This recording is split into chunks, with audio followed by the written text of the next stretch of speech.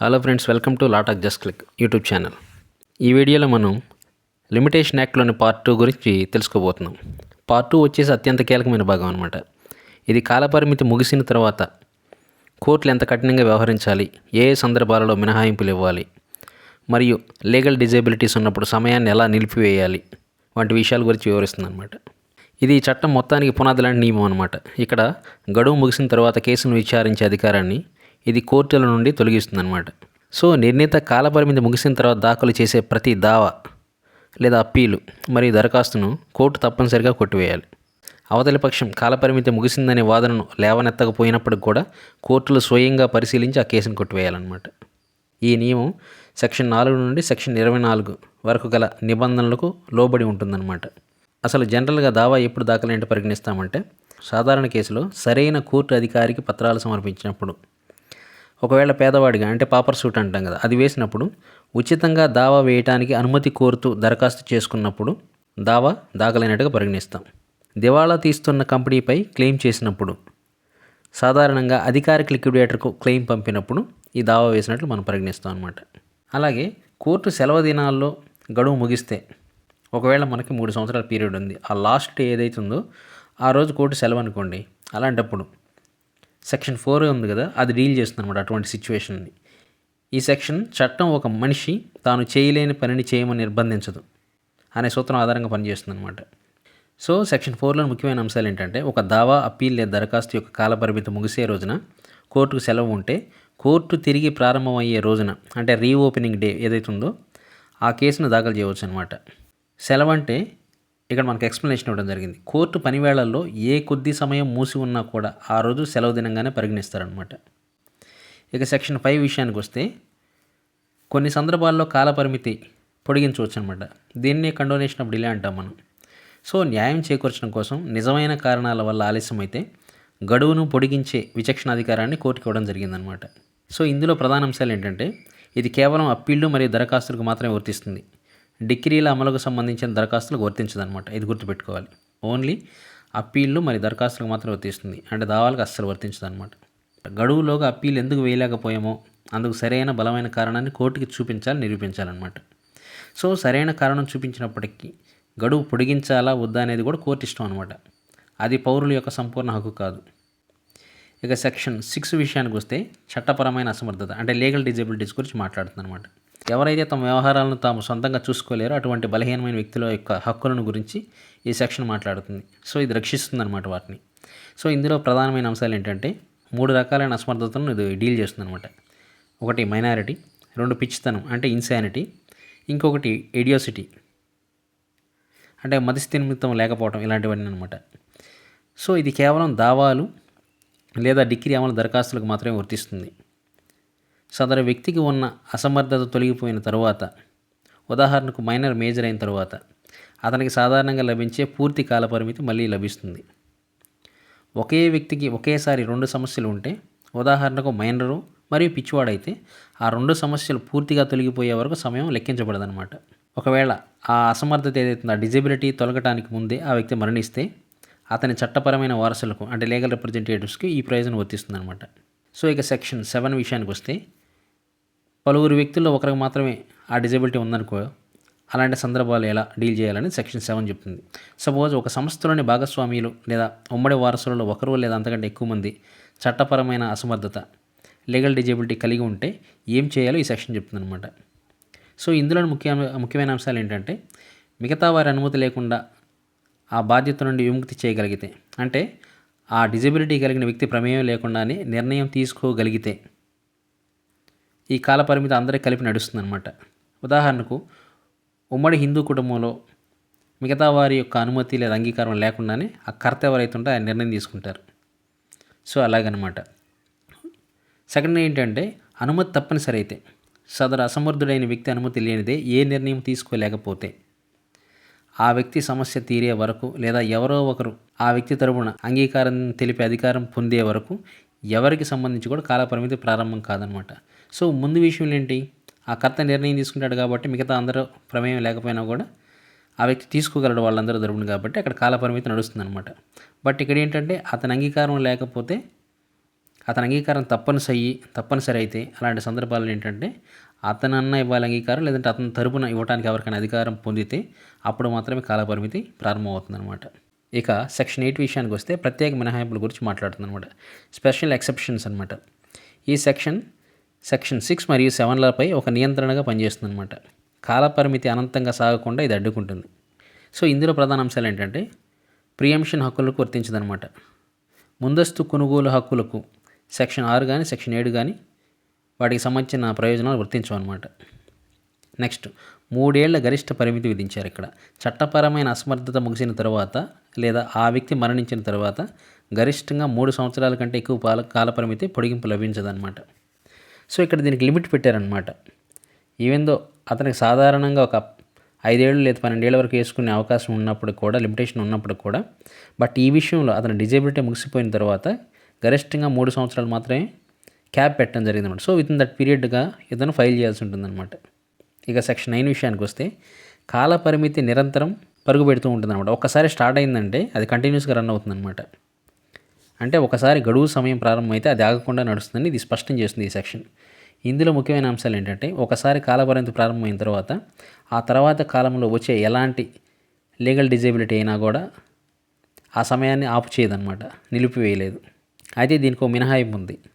Administrative letters అంటే అప్పు ఇచ్చిన వ్యక్తి యొక్క ఆస్తి నిర్వహణ బాధ్యతలను అప్పు తీసుకున్న వ్యక్తికి అప్పగిస్తే ఆ నిర్వహణ కాలంలో మాత్రం అప్పు వసూలు దావా యొక్క కాలపరిమితి తాత్కాలికంగా ఆగిపోతుందన్నమాట. దీన్ని నేను మళ్ళీ ఎక్స్ప్లెయిన్ చేస్తాను. ఈ 9 వచ్చేసరికి సెక్షన్ 10 విషయానికి వస్తే ట్రస్టీలు మరియు వారి ప్రతినిధులపై దావాలు అనే అంశం గురించి మాట్లాడుతుందన్నమాట. సో ట్రస్ట్ ఆస్తులను మోసపూరిత ట్రస్టీల నుంచి రక్షించడానికి ఈ సెక్షన్ కాలపరిమితి అనే అడ్డుగోడను పూర్తిగా తొలగిస్తుందన్నమాట. అంటే ఒక నిర్దిష్ట ప్రయోజనం కోసం ఆస్తిని అప్పగించిన వ్యక్తిపై లేదా వారి చట్టపరమైన ప్రతినిధులపై వేసే దావాలన్నమాట. ఆ ట్రస్ట్ ఆస్తిని లేదా దాని ద్వారా వచ్చే లాభాలను తిరిగి పొందడం కోసం ఈ దావా వేయాలి. సో ఇలాంటి దావాలకు ఎలాంటి కాలపరిమితి ఉండదు, ఎన్నేళ్ళైనా కేసు వేయొచ్చు అనమాట. ఇక లాస్ట్ వన్ సెక్షన్ 11 భారతదేశం వెలుపల జరిగే ఒప్పందాలపై దావాలు. దేశం వెలుపల లేదా విదేశాలలో చేసుకున్న ఒప్పందాల విషయంలో చట్టం ఎలా వర్తిస్తుందో ఇది చెప్తుందన్నమాట. సో విదేశాలలో చేసుకున్న ఒప్పందాలపై భారతదేశంలో దావా వేస్తే దానికి భారతదేశ కాలపరిమితి చట్టం వర్తిస్తుంది. సో ఇండియన్ లిమిటేషన్ యాక్టే వర్తిస్తుంది అనమాట. విదేశీ కాలపరిమితి చట్టాన్ని ఇక్కడ కోర్టులో డిఫెన్స్గా వాడటం కుదరదు, కానీ 2 మినహాయింపులు ఉంటే వాడుకోవచ్చు. ఎప్పుడు ఆ విదేశీ చట్టం ఆ ఒప్పందాన్ని పూర్తిగా రద్దు చేసి ఉండాలి, మరియు ఆ చట్టం నిర్దేశించిన కాలంలో ఇరుపక్షాలు ఆ విదేశంలోనే నివసించి ఉండాలన్నమాట. సో ఈ 2 అంశాలు కానీ రుజువు చేసుకోగలిగినట్లయితే అప్పుడు వర్తిస్తుందన్నమాట. రైట్, అప్పుడు మినహాయింపు లభిస్తుంది. సెక్షన్ 8 ఏదైతే ఉందో దాన్ని ఒక ఉదాహరణతో సులభంగా అర్థం చేసుకునే ప్రయత్నం చేద్దాం మనం. నిజానికి సెక్షన్ 6, 7 అనేవి మైనర్లు లేదా మానసిక స్థితి సరిగ్గా లేని వారికి ఇచ్చే రక్షణలు అనమాట.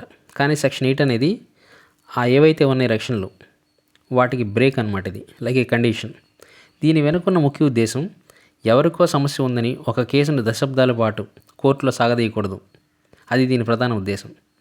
సపోజ్ రాము అనే 1 సంవత్సరం వయసున్న బాబు ఉన్నాడు అనుకుందాం. అతని ఆస్తిని అక్రమంగా లాక్కున్నారు. సాధారణ నియమం ప్రకారం ఆ ఆస్తిని తిరిగి తెచ్చుకోవడానికి కోర్టులో కేసు వేయడానికి 12 ఏళ్ల కాలపరిమితి ఉంటుందన్నమాట. కానీ రాము మైనర్ కాబట్టి సెక్షన్ 6 ప్రకారం అతనికి మినహాయింపు లభిస్తుంది. అంటే అతను 18 ఏళ్ళ నుండి మేజర్ అయ్యే వరకు కాలపరిమితి ప్రారంభం కాదు, అంటే పాజ్ అవుతుందన్నమాట. ఇప్పుడు రాముకు 18 ఏళ్ళు వచ్చాయి, అతని డిజబిలిటీ ముగిసిపోయిందనమాట. సాధారణంగా అయితే అతనికి ఇంకొక 12 ఏళ్ళు టైం ఉండాలి, కానీ ఇక్కడే సెక్షన్ 8 ఎంటర్ అవుతుందన్నమాట. సెక్షన్ 8 పెట్టే కండిషన్ ఏంటి? 3 ఏళ్ల గరిష్ట పరిమితి. సెక్షన్ 8 ఏం చెప్తుందంటే నీకు సమస్య అంటే నీ మైనారిటీ అది డిజబిలిటీ ఏదైనా కానీ ఉన్నంతకాలం మేము టైం ఆపాము, ఓకే. కానీ నీ సమస్య తీరిపోయిన తర్వాత నువ్వు మేజర్ అయిన తర్వాత నీకు కేసు వేసుకోవడానికి గరిష్టంగా 3 సంవత్సరాలు మాత్రమే టైం ఇస్తాం. అంటే రాముకు 18 ఏళ్ళు రాగానే ఈ సెక్షన్ ప్రకారం అంటే సెక్షన్ 8 ప్రకారం కేవలం 3 ఏళ్ళు మాత్రమే గడువు ఉంటుంది. అంటే 21 ఏళ్ళ వయసు వచ్చే లోపే కేసు వేయాలి.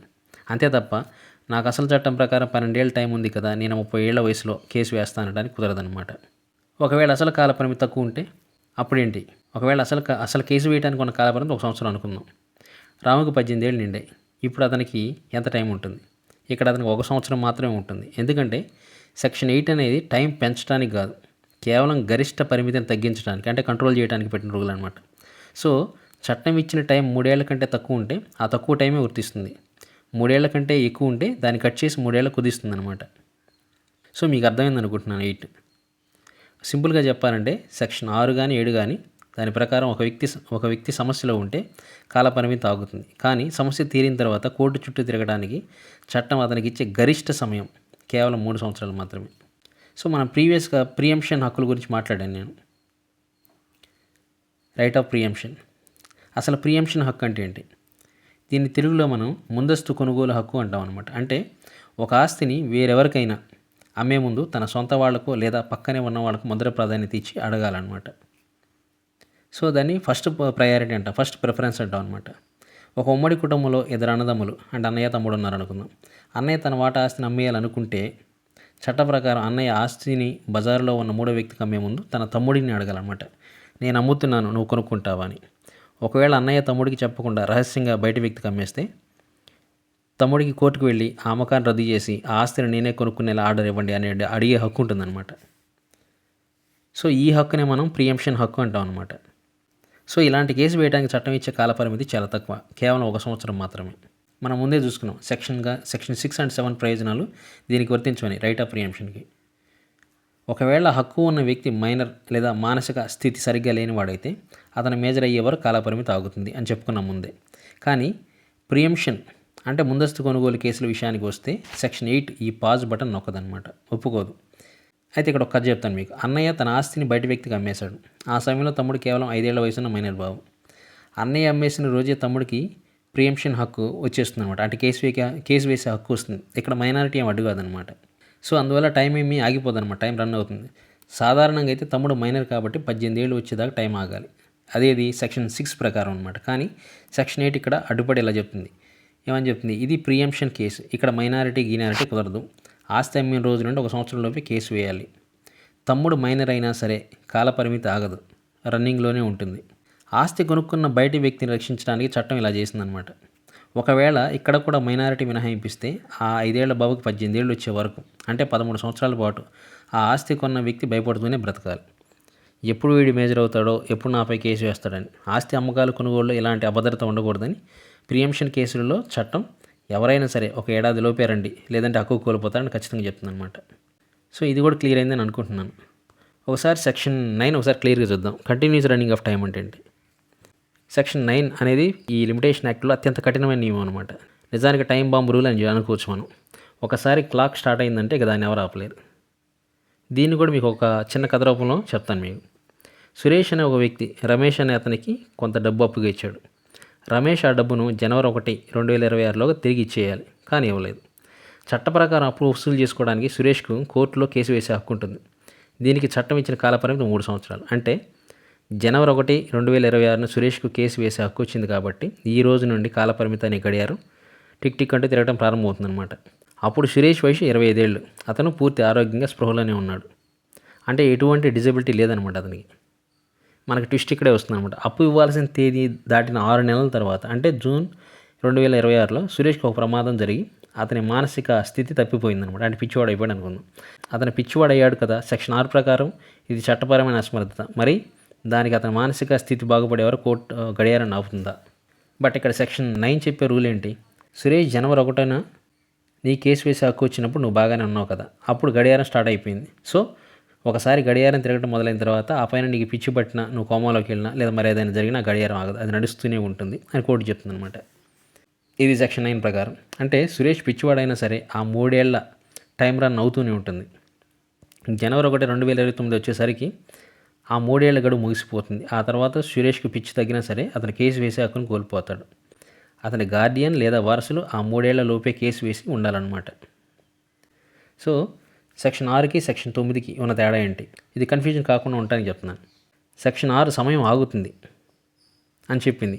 కేసు వేసే హక్కు వచ్చే నాటికి అంటే స్టార్టింగ్ పాయింట్లోనే ఆ వ్యక్తి మైనర్గానో లేదా పిచ్చివాడుగానో ఉండాలన్నమాట. అప్పుడు గడియారం అసలు స్టార్ట్ అవ్వకుండా పాజ్లో ఉంటుందన్నమాట. అలా కాకుండా సెక్షన్ 9 సమయం ఆగదని చెప్తుంది అనమాట. ఎప్పుడు కేసు వేసే హక్కు వచ్చినప్పటికీ అంటే స్టార్టింగ్ పాయింట్లో ఆ వ్యక్తి బాగానే ఉన్నాడు, గడియారం స్టార్ట్ అయిపోయింది, ఆ తర్వాత మధ్యలో ఎప్పుడు అతనికి పిచ్చి పట్టింది లేదంటే కోమాలోకి వెళ్ళాడు. ఒకసారి స్టార్ట్ అయ్యాక ఈ పాజ్ చేయడం కుదరదని చెప్తుంది అనమాట సెక్షన్ 9. సో సింపుల్గా ఏంటంటే గడియారం స్టార్ట్ అవ్వకముందే సమస్య ఉంటే టైం ఆగుతుంది, కానీ గడియారం స్టార్ట్ అయినాక తర్వాత మధ్యలో ఎప్పుడో ఒక సమస్య వస్తే టైం ఆగదు, పరిగెడుతూనే ఉంటుందని 9 క్లియర్ చేస్తుంది అనమాట మనకి. ఇంత ముందుకు చెప్పాను కదా, అప్పు తీసుకున్న వ్యక్తికే ఆస్తి నిర్వహణ బాధ్యతలు అప్పగిస్తే అలా అప్పగించడానికి మనం అడ్మినిస్ట్రేటివ్ లెటర్స్ అంటాం అనమాట. ఇది మనకి సెక్షన్ 9లోని మినహాయింపు అనమాట. ఒకసారి గడియారం స్టార్ట్ అయితే ఆగదు అనే నియమానికి ఇది ఒక మినహాయింపు అనమాట. ఇది ఎందుకో జరుగుతుందో అర్థం కావాలంటే చట్టంలో ఒక ముఖ్యమైన సూత్రం తెలియాలి. ఒకే వ్యక్తి ఒకే సమయంలో వాది మరియు ప్రతివాది కాలేడనమాట. అంటే నాకు నేనే వ్యతిరేకంగా కోర్టులో కేసు వేసుకోలేను. సో దీనిని కూడా ఒక సులభమైన కథ ద్వారా చెప్తాను. రాము అనే వ్యక్తి సోము అనే అతనికి 1,00,000 రూపాయలు ఇచ్చాడు. సోము ఆ అప్పుని తిరిగి ఇచ్చేయాల్సిన గడువు వచ్చింది, కానీ ఇవ్వలేదు. కాబట్టి రాముకి కేసు వేసే హక్కు వచ్చిందనమాట. కాలపరిమితి గడియారం స్టార్ట్ అయిపోయింది. కానీ కేసు వేయడానికి ముందే రాము అకస్మాత్తుగా మరణించాడు. సో రాముకి భార్య పిల్లలు ఎవరు లేరు. అతని ఆస్తులను అప్పులను చూసుకోవడానికి ఒక మేనేజర్ లేదా నిర్వాహకుడు కావాలి. ఇక్కడ ఒక విచిత్రమైన పరిస్థితి జరుగుతుందన్నమాట. రాము ఆస్తులను నిర్వహించడానికి అంటే లెటర్స్ ఆఫ్ అడ్మినిస్ట్రేషన్ అంటాం. కోర్టు వేరే ఎవరినో కాకుండా అదే సోము అంటే ఎవరు, ఇక్కడ అప్పు తీసుకున్న వ్యక్తిని అడ్మినిస్ట్రేటర్గా నియమించిందనమాట. సో రాముకి సోము దూరపు చుట్టం కావడం వల్ల అలా జరిగింది. ఫర్ ఎగ్జాంపుల్ అనుకోండి అనమాట. ఇప్పుడు సోము 2 పాత్రలు పోషిస్తున్నాడు. ఒకటేంటి, మృతుడైన రాము ప్రతినిధిగా, అలాగే వ్యక్తిగతంగా రాముకు అప్పు ఇవ్వాలి కదా ఆ పాత్రలో. సో 2 పాత్రలు పోషిస్తున్నాడు అనమాట. ఇక్కడ వచ్చే లీగల్ సమస్య ఏంటంటే, చట్ట ప్రకారం సోము ఇప్పుడు ఏం చేయాలి, రాము తరపున నిలబడి అప్పు వసూలు చేయడం కోసం తనపై తానే కోర్టులో కేసు వేసుకోవాలి. ఇది ప్రాక్టికల్గా అసాధ్యం కాబట్టి, తనకు తానే సమ్మన్లు ఇచ్చుకొని తనపై తానే కేసు వాదించుకోలేడు కాబట్టి. సో చట్టం ఎందుకు కాలపరిమితిని ఇక్కడ తాత్కాలికంగా ఆపుతుందంటే, ఒకవేళ ఇక్కడ సెక్షన్ 9 ప్రకారం గడియారం ఆగదు అని కఠినంగా ఉంటే సోము చాలా తెలివిగా ఆస్తి నిర్వాహకుడిగా అంటే ఒక అడ్మినిస్ట్రేటర్గా తన పదవీ కాలం ముగిసే వరకు లేదా ఆ 3 ఏళ్ల కాల పరిమితి అయిపోయే వరకు తనపై తానే కేసు వేసుకోకుండా కాలయాపన చేస్తాడు. సో 3 ఏళ్ళు దాటగానే ఏమవుతుంది, టైం అయిపోతుంది అనమాట. ఇక కేసు వేయడానికి వీలు లేదని అప్పెగ్గొట్టేస్తాడు. ఇది రాము ఆస్తికి అన్యాయం చేసినట్లు అవుతుందన్నమాట. అందుకే చట్టం ఇక్కడ ఒక స్మార్ట్ రూల్ పెట్టింది. సోము, నువ్వు రాము ఆస్తికి నిర్వాహకుడిగా ఉన్నంతకాలం నువ్వు నీపై కేసు వేసుకోలేవు. కాబట్టి అప్పు వసూలు చేసే ఆ 3 ఏళ్ల కాల పరిమితి గడియారాన్ని మేము తాత్కాలికంగా ఆపేస్తున్నాం. సో నీ నిర్వాహక పదవి ఎప్పుడు ముగిసిపోతుందో అప్పుడు ఆ గడియారం మళ్ళీ నడవటం స్టార్ట్ అవుతుంది అని చెప్తుందన్నమాట. అంటే సింపుల్గా చెప్పాలంటే, అప్పు ఇచ్చిన వ్యక్తి చనిపోయినప్పుడు అతని ఆస్తిని చూసుకునే బాధ్యతను అప్పు తీసుకున్న వ్యక్తికే అప్పగిస్తే అతను తనపై తానే కేసు వేసుకోలేడు. కాబట్టి ఆ బాధ్యతల్లో అతను ఉన్నంతకాలం సమయం తాత్కాలికంగా ఆగిపోతుంది అని చెప్తుందన్నమాట. ఈ మినహాయింపు వెనుకున్న లాజిక్ ఇదనమాట. సో మీకు ఈ పార్ట్ అర్థమైంది అనుకుంటున్నాను. పార్ట్ 2 ఇది వెరీ వెరీ ఇంపార్టెంట్. మీకు ఏమైనా డౌట్స్ ఉంటే కామెంట్ చేయండి.